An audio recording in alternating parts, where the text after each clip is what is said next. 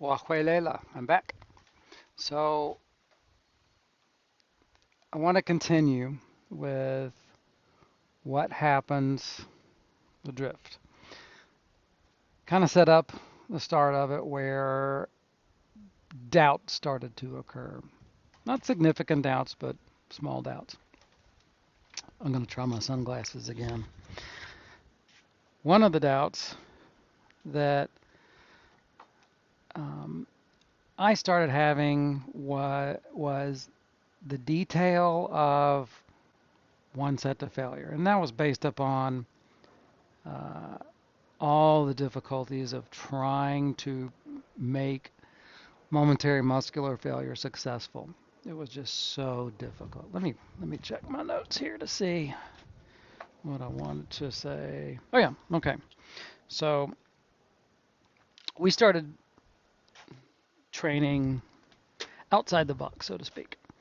One of the problems that, God, this is if you're coming in and if you're starting here on this one, I recently had a radical robotic, yeah, was some radical robotic prostectomy or robotic radical prostectomy. They slammed a robot on my belly and yanked, and it poked into me and yanked my prostate out and showed it to me before I died. But everything's okay. I can't sit very long. I shouldn't be sitting really.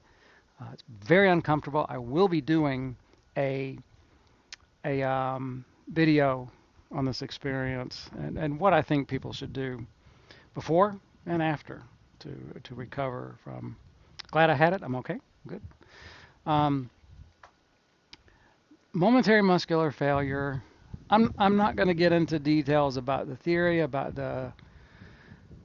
Some people say it's necessary for stimulation. Some people say it's not necessarily it's not necessary at all. Doesn't happen in nature except right at death if you're being chased by. I don't know. Um, I think it may be years, 100 years before we really truly can have any kind of tool that can see clearly what's going on. And even then, it'll be another 100 years before we really can understand that. I don't know. So that condition, the difficulties with momentary muscular failure, was always on the back of my mind, always a tickle. And around 98, some people can remember this, the whole Body for Life program came out. And those of you who were in HIT were probably around then. Body for Life was a book by Bill Phillips. It was really a promotional tool for his supplement company. Myoplex was the drink mix, and there were other products, and you took these products. He was, creating a tool to sell his products. Well, he created a book, a contest, and I'm going to compare Body for Life with the Nautilus diet. Nautilus diet was done in early 80s. Ellington Darden at both Westgate and the the Women's Center at Gainesville and Fitness. And probably the largest, most exposed, most um, standardized, probably one of the best projects of its type ever done. And one of the really, really important things that came out of that, I think, is you could kind of see what 10 weeks, I think it was a 10-week program, maybe it was 12. You could kind of see what could be achieved by the average person in that time. I really think it doesn't matter what training program you do, for a general training, that is what the average person can expect. I don't know in the book if the pictures that were shown were the ones that were highly successful, if there were others that were not as successful. Of course, they didn't show the ones that dropped out. And by the book, I mean the Nautilus diet. Now, in Body for Life came along after the internet. And that is a key distinction. That is a huge difference. Remember also, all of my my starting of high intensity training and my experimentation was also pre-internet. And Tim Berners-Lee had not sent that memo quite yet, and I think it was 93, 92, or 93 when he did that and started HTML, and World Wide Web was born. We didn't even have email. We were lucky to have wireless phones that still had to be plugged in. The base still had to be. There was no email. There was no communication. It was just pretty much all communication was talking. So we would be limited. Now, very fast communication. I think things can move a lot quicker. Anyway, Body for Life happened during the internet. So there was a huge, huge social effect with it. Everybody who participated was, not everybody, I'm a hyperbole there, but people who participated were very enthused. It became a really fun thing for people, and there was a lot of support. There were forums, there were entire websites that were not official that were devoted to it. And I liked what Bill Phillips had accomplished, not because it's getting too bright, sorry. This is probably annoying to see, but probably less annoying than me going like this. Bill Phillips, the book itself was very well written. I don't know if he had it ghostwritten, it doesn't matter. Very motivational. I'm not even going to talk about whether the content was good or bad. I'm going to talk about whether it was effective. Experience here, remember experience. That people would listen to the audiobook, people would read the book, people would take to heart the stories of the individual people who achieve results in it. They would go on the websites, and so there was this constant reassurance, there was this constant input of, you can do this. There was this constant evidence of, you can do this. That was very significant. I think having these examples, the original 12 people in the contest, there were extreme examples, but they were still examples. You would see more and more examples happen, more and more people getting results. Now, whether or not the training program, and the training program was a semi-split body, it was upper body, lower body, old school split. There's way different ways to split now, but old school split. Upper body, lower body alternating Monday, Wednesday, Friday, and on Tuesday, Thursday, Saturday, you had cardio. Oh, yeah, I'm going to say that. Cardio. I still don't like that. And then you had a free day. And I'm going to talk about in another episode why a free day is a huge benefit and important. I like the concept of a free day, both for exercise, fitness, recreation, and food. So that's where that is. Now, whether or not the Body for Life training, there was no training principle, it was just a training program. I don't even know if Bill Phillips, if it was his idea or somebody else. Either way, it didn't matter. Upper body, lower body. I would say, if I remember right, it started like it's like if you did bench press, you started warm-up set of 15 reps, then the next set 12 reps, then the next set 10, 8. I think it was 4 to 5 sets. And then other exercises, similar pattern. Again, whether or not it was effective is immaterial. Any degree of effort against resistance is going to produce a result. Good or bad? Sometimes good. What was Arthur's? I think I still remember this. Arthur's original definition of exercise before Ken's. Exercise is organized movement against resistance of a demanding nature, performed for the purpose of skeletal muscular, increasing skeletal muscular strength. This was what was taught to us at Gainesville and Fitness, and Ken modified that definition, enhanced it, and brought it up a little bit. But I think the original definition Arthur came up with was still applicable for most strength training. Organized movement against resistance of a demanding nature performed for the purpose of increasing skeletal muscular strength. Now, is superstatics movement? No, it's still organized. So even though superstatics is not movement, it somehow fits in that definition. There's still skeletal muscular strength increases. Anyway, those are thoughts.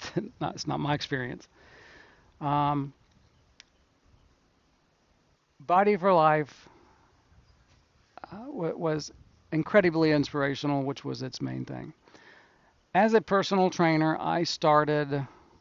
People were coming to me asking me, "Oh, do you do Body for Life? Do you train people for Body for Life?" And at a certain point, I think around 3 months after I first heard about it, I decided, okay, I've had 3 people ask me if I do this, what I do, can I help them through this? I'm going to go ahead and just straight out do it. So a couple of people we did straight pure Body for Life. I can't say they got better results than normal personal training, but they did get better results in that specific amount of time because they were working on something. They had a sequence, a pattern, a prescription. They had a meal plan, and I'm just going to say this right now.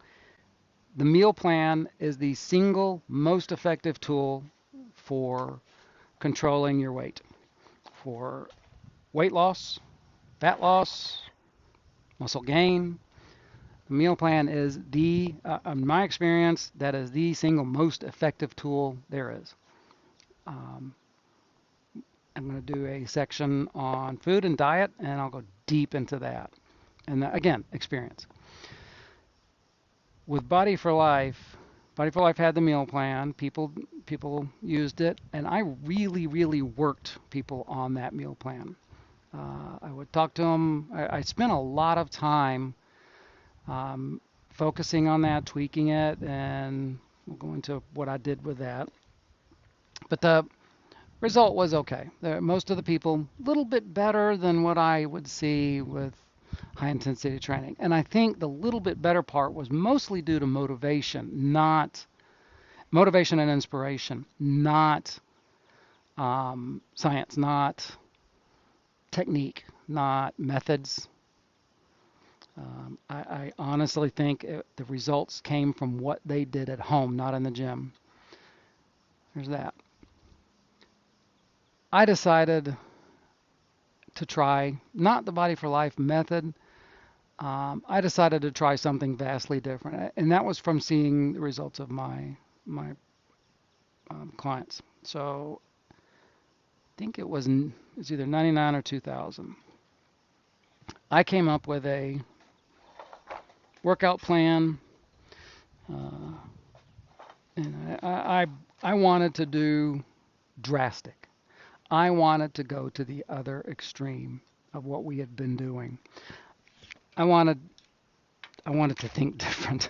So Apple, I don't remember if Apple had that thing at that time, but I wanted to think different. In retrospect, I did it wrong. I took what I had been learning about the scientific method, and I had heard about the scientific method, of course, in school, but I'd never thought to apply it in daily life things, how that would work. I misapplied it many times, though. Had I done this correctly, I would have just been a control group. But I decided to go to the other extreme. I decided to go to the ultra high volume. I mean, I was going to try to peak. I wanted to work out so much and so hard. I wanted to find that point at which I would overtrain. I wanted to work out every day if I could. I wanted to just see how long I could go working out until I could not work out anymore. And Darden, in one of his books, I think it was the Big Arms book, he had a couple of people work out normal but do arms every day, just a set of arms, not fancy arms, just a set of arms. Good results. So that got me thinking about that, and I said, I'm going to apply it to everything. So I did a 6-day split. I did use the meal plan. I did a typical 6-day split, like kind of like how bodybuilders do it: push pull, legs, shoulders, and I would have a rest day. 3 days, then rest. I didn't do three on, rest, then 3 on, then rest. I did three, rest. So I repeated this step. So I wanted to push the envelope. My goal was to actually see how long I could keep up at almost everyday training. I left one day free just for convenience. I mean, that kind of life is, not sustainable.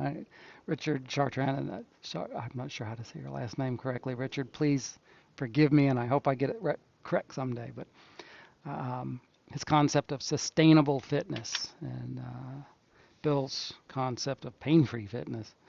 I want to talk to them more about those someday. But that kind of training is unsustainable. Not bodybuilding, even the Body for Life, unsustainable. Achievable, unsustainable. Anyway,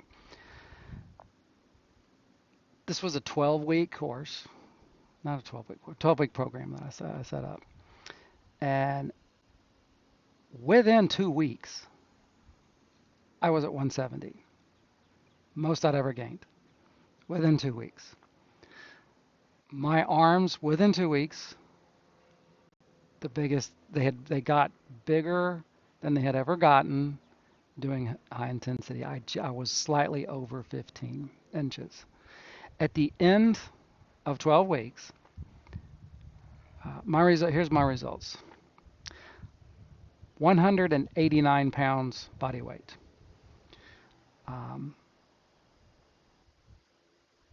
My arm measurement, my bicep arm measurement, and I wish I could go back in time, 15 and 15/16 of an inch. Did not quite get 16. I was so close. I still to this day, it's like, I wanted that Frank Zane 16-inch arm. I wanted a 16, but anyway, it was pretty close. Now that is a pumped measurement. If you remember in the Big Arms book, Darden talked about how measuring a pumped bicep is a kind of a standard point at which you could measure. If you're going to measure your arm for standardization, you want to do it at the same time every day, at the same condition, same time. To get a consistent measurement of anything, ideally you're going to measure whether it's your weight, whether it's your arm measurement, anything. Most measurements you want to do in the morning, right after you go to the bathroom. I mean, go to the bathroom, I mean bowels, void. You want to, after your morning elimination, you want to do your weight, you want to do skin folds, you want to do any measurement. Arm measurement, not pumped. Flex, but not pumped. Those are standard conditions. I did not do that. I did pumped condition. I weighed my body weight was always measured in the morning after I did do that. I did both bioelectrical impedance and skin folds. Now the only thing I did with skin fold is I just focused on my abdominal skin fold measurement. Doing these as a skin fold measurement is not a consistent way to do body composition. I'm gonna, and again, in the food and diet episode I'll go into that. But I did use abdominal skin fold. My abdominal skin fold only went up 4 millimeters. Now that can be significant, or it's very, very small amount. 189 pounds, 15 and 15 sixteenths, and what was the total? I cannot remember the total. It was under 15. I remember that. I think it was 14. I cannot remember. My bioelectrical impedance beginning was 16, I think. Ending was 18 or 19. I think it was 18.9. It was just 19. Um, if you look at pictures, and I posted a picture on Fred Hahn's forum a long time ago, and you really average for average results, it was not impressive, but for me, it was significant. It was a significant difference. Um, and my belly was distended. It was one of the things that was about that time that I learned. Trash truck going by. That's why I like this, is I can block out all the other noises around me, or at least minimize them. Around that time, there was um, let me back up. Let me back up. The I was taking in the Myoplex Plus Deluxe. I was using the best shake that the Philips things made. My favorite was the Myoplex Plus Deluxe strawberry flavor. I wish they still made that. Um, I used it. It was good.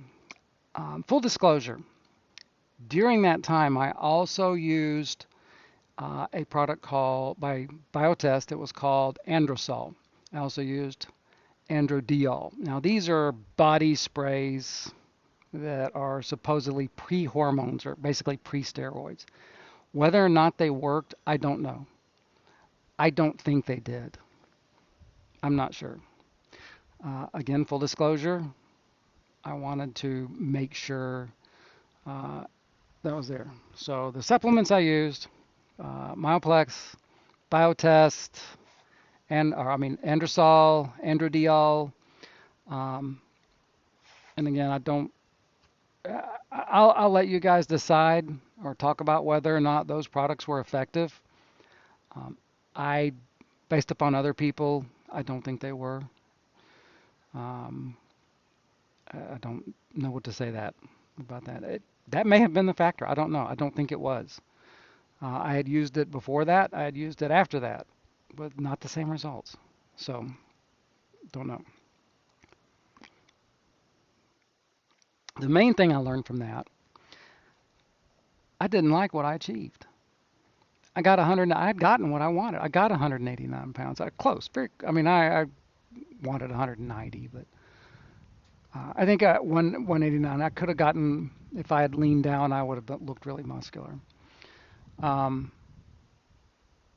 189, 15 and 15 16 inch arm, and I was uncomfortable all the time. Not as uncomfortable as right now, but I felt heavy. I felt slightly awkward and always bloated. I had to be very, and that was probably from the shakes, but also just from the massive amount of food I had to eat to keep that weight. It was, I was probably eating about 5,000 calories a day, or taking and consuming. I was uncomfortable, bloated, three inconvenient toilet visits a day, usually just one or two. It was, uh, I don't know how people do that. I don't, bulking phase, forget that. No, I'm not doing that again. That was uncomfortable. I learned I did not like that feeling. My body was uncomfortable. And I think that was what the difference that happened was. Um, that realization, I kind of started on a downward spiral. Now other things were going on in my life at that time, and but the realization that here from things I admired for most of my life, bodybuilding and bodybuilders and being big and muscularity, I didn't like the feeling when I got close to it. I was, yeah, it was not comfortable, not fun, not sustainable, not. Uh, so it's kind of like having the rug pulled out from under you. And I left with, what do I do now? I got angry. I got angry. I wrote that manifesto, very poorly written. Uh, Tim Ryan said it was sophomoric, and that was a compliment, Tim. And I know you were critiquing, but sophomoric at best. It was bad. My the hot emotion I had at the time was pretty valid, though. Some of the things in there it may be okay, but I was in such a state of Sith, maybe. I was angry. I was upset. I was angry. I lashed out at people, and I was. I'll go ahead and say this now. The Yahoo group, Yahoo groups had a super slow uh, group on there. John Totori heads it. I don't know where it is now. I haven't looked at it a long time ago. And that could be. I lashed out at some people on there pretty rough, undeservingly during that time. And after, some of the things I said were valid content, rudely delivered. And to those of you I did that, I apologize. Did not need to say things that way. And I'm going to specifically apologize to a few people later on from that group. But I was angry. I was very upset. And that came a turning point at which I started trying all kind of different things. Tried CrossFit, tried um, uh, all kind of all kind of things. I mostly started just getting into regular activities, but that was it was a hard time. Having what you felt like a firm foundation of principles and knowledge of imagine a physicist. Imagine analogy. I'm going to go science fiction here. Imagine some aliens coming down from a superior civilization and going, "Oh, it's nice to meet you, guy. Yeah, we have some give some education, some information here. Yeah, everything you guys know about physics is wrong here. This is kind of where things stand. If you want to do hyper light speed and all that kind of, yeah." We're like, "Oh my God, wait, gravity isn't doesn't what?" So imagine that's what it felt like. It's like your whole base of principles was gone. Um, yeah. Difficult time. Difficult time. Again, I apologize to the people I was nasty to. I'm going to go into in the next one the cardio phase of this.